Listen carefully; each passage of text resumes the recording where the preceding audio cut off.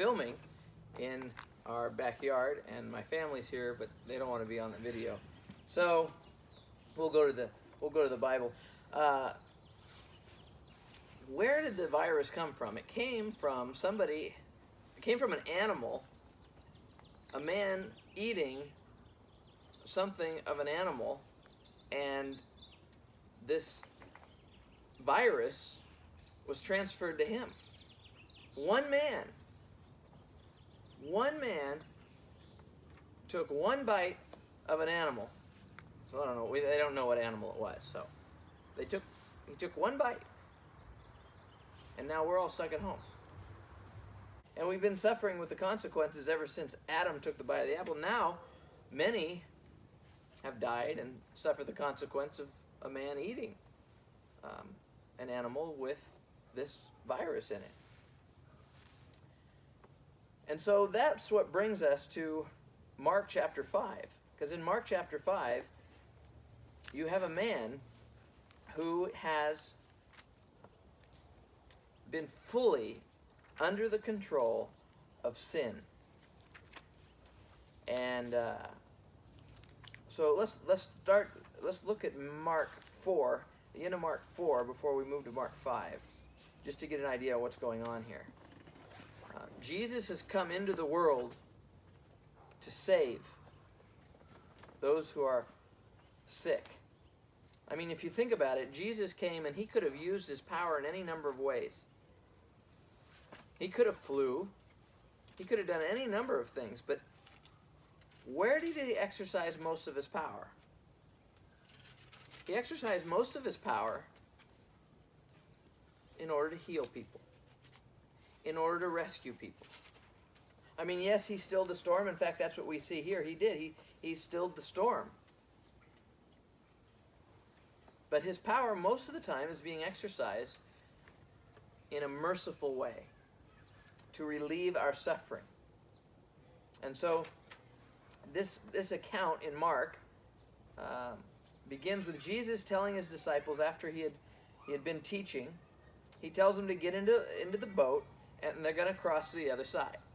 So whose idea was it to get in the boat and go to the other side? It was Jesus' idea. Well, what happens is this storm comes up. A great windstorm arose, and the waves were breaking into the boat so that the boat was already filling. So, did Jesus not know that this storm would happen? Of course he knew. And him wanting to go to the other side, he is the one who said, let us go to the other side. He is the one who's brought them into this storm. And he's brought them into it in order to press them about their faith, because they conclude that he doesn't care about them. Teacher, do you not care that we're perishing? And he woke and rebuked the wind and the sea. Peace, be still. And the wind ceased, and there was a great calm. Now, where did this storm come from? Some people believe that this storm was in opposition to Jesus going where he was going. Some people believe, and I don't know, it's possible, that it was a satanic storm. Well, why? Well, because of what happens in chapter 5. So look at chapter 5, verse 1. It says, they came to the other side of the sea, to the country of the Gerasenes, or Gadarenes, however you want to translate that. And when Jesus had stepped out of the boat, immediately there met him out of the tombs a man with an unclean spirit. What's going on here? Jesus has left his culture. He has left the Jewish people. And he has gone into an area of non-Jewish people. Think about it. Whose idea was this? It was Jesus. He said, let us go to the other side. What's on the other side? On the other side are the Gerasenes. These are people who are not Jews. He is moving into a whole other realm. Notice, it isn't a good place either. The boat docks. He steps out on the land, and out of the tombs comes a man. a man with an unclean spirit, a man demon-possessed. In Matthew, it's 2 men that come. But in Mark, he's recording it as one. So this man comes out, and nobody can pass by this area. Nobody can get near and go through this portion because of this man, because of this demon-possessed man. He lived among the tombs, it says. This is the living among the dead. And no one could bind him anymore, not even with a chain. In other words, people tried to help him. He was beyond help. He would wrench the chains apart. And he'd break the shackles. No one had the strength to subdue him. Night and day, he couldn't even get rest at night. Some of the most stressful people can at least get somewhat of a night's sleep. This man, night and day, among the tombs and on the mountains, he was always crying out and cutting himself with stones. Now, when we read these stories, we need to identify with someone in the story. And at this point, you might be identifying with the disciples. Right? Here they're sitting in this boat, and out comes a naked man running out from the tombs, and they're in the boat, and they're like, I'm glad Jesus is between him and us.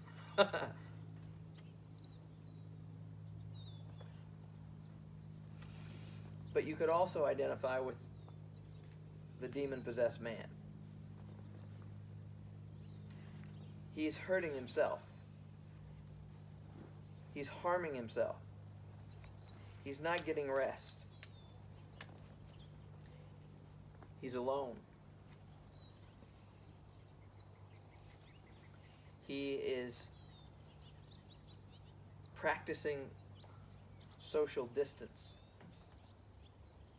And he's miserable. And he's not accepting help from people.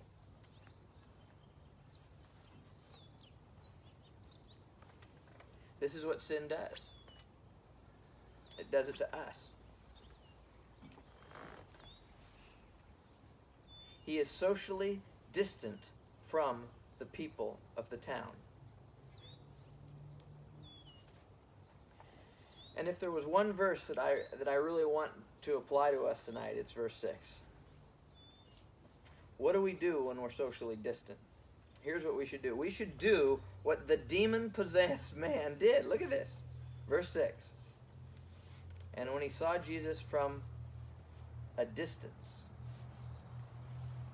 he ran and fell down before him.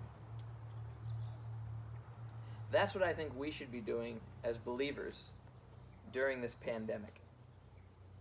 We should be seeing Jesus and running towards him and falling down before him. That's what we should be doing. I mean, here's a picture. Get this. This is a picture of Jesus, and he is saying, I'm going to create a pandemic. I'm not just staying in Israel to heal the people there. I'm going to the Gerasenes. And he goes to the Gerasenes. And why does he go there? Why does Jesus say to them, let's go across to the other side? This man is why Jesus went across to the other side. This man, this is the only thing Jesus does there, is heals this man, frees this man. What's interesting about verse 6, it says, when he saw Jesus from afar, he ran and fell down before him. And you understand this man is controlled by demons, but at the same time, it is saying that the man did this. Well, I would say, yes, the man was doing that. The man took the right posture. In fact, I would even venture to say that the demons probably were in that same posture, right there before right down before him, right there. They know who this is. And you got to know, this is what's so amazing and so mysterious about this, is here the Son of God steps out of this boat and this guy comes out. These demons did not want to be there. They are not happy they're there, but they are bowing before him. and the man is bowing before him. The man has the right posture, but the demons have the wrong attitude. Listen to what they say. What have you to do with me, Jesus, Son of the Most High God? I adjure you by God, do not torment me. For he was saying to him, come out of the man, you unclean spirit. And Jesus asked him, what is your name? And he replied, my name is Legion, for we are many. And he begged him earnestly not to send him out of the country. They don't want to leave the area. Now a great herd of pigs was feeding there on the hillside, and they begged him, saying, send us into the pigs, let us enter them. So he gave them permission, and the unclean spirits came out and entered the pigs. And the herd, numbering about 2,000, rushed down the steep bank into the sea and drowned in the sea. Why pigs? Well, it indicates a couple things. It indicates that the people there were not Jews. They were raising pigs. Why would demons be interested in going into pigs? Some people say, well, they want to be in physical bodies. Maybe. I think there's something else behind all those pigs dying. And I think that's what goes on here. Look at 14. The herdsmen fled and told it in the city and in the country, and the people came to see what had happened. And they came to Jesus and saw the demon-possessed man, the one who had the legion. In other words, this is an emphasis, right? This is that man. This is the man who had the legion. A legion is a strong force, sitting there, clothed in his right mind, and they were afraid. And those who had seen it described it to them, what had happened to the demon-possessed man and the pigs. And they began to beg Jesus to depart from their region. How broken are people who ask Jesus to depart from them? Think about it for a minute. The demons show up through the man, and they're falling down before Jesus, and they're saying, permit us, let us, send us, please, into the pigs. The people, they don't bow before Jesus, but they beg him.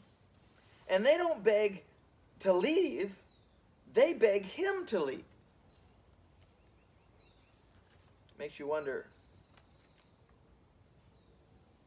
who's more lost? And it's a matter of recognizing who Jesus is. The demons realized who Jesus was, but here the people in the city, they don't. They are afraid. And they beg Jesus to depart from their region. But notice the man. Verse 18, as he was getting into the boat, the man who had been possessed with demons begged him that he might be with him. And he did not permit him, but said to him, go home to your friends and tell them how much the Lord has done for you and how he has had mercy on you. And he went away and began to proclaim to the Decapolis, that's the 10 cities, how much Jesus had done for him, and everyone marveled. What does it say the man wanted?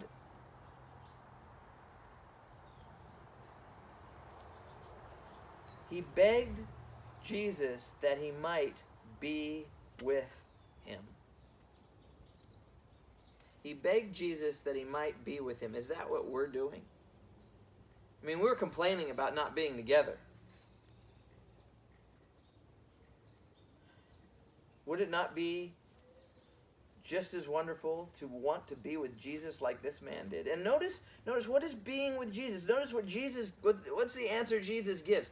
This man says, I want to be with you, Jesus. And what does Jesus say? You want to be with me? You go tell people what I've done for you. You want to feel my presence? Go make disciples. You want to be with me? Then do what I do. Go tell people what God has done for you. Go tell them how much mercy he's had on you. So what I want to encourage us all with in this text is this idea of social distancing. Here was a man who was socially distant. But he turns out to be better than anybody who wasn't socially distant in this text. All the people gathered together, coming to see Jesus, didn't want anything. They wanted to be distant from Jesus. So let me just tell you, it's better to be socially distant than distant from Christ. And that's what you see here. And and verse 6 again is the thing I would encourage you to do. If you're seeing Jesus from afar, then draw near and fall down before him. That's what my encouragement is for you tonight. I was in my Bible, I was looking for a place. I was looking up the word distant. And this is one of the first places that word is used. It's translated afar in the ESV. And when he saw Jesus from a distance, or afar in this version, he ran and fell down before him. So what am I telling you tonight? I'm telling you, as bad as, or as difficult as social distancing is,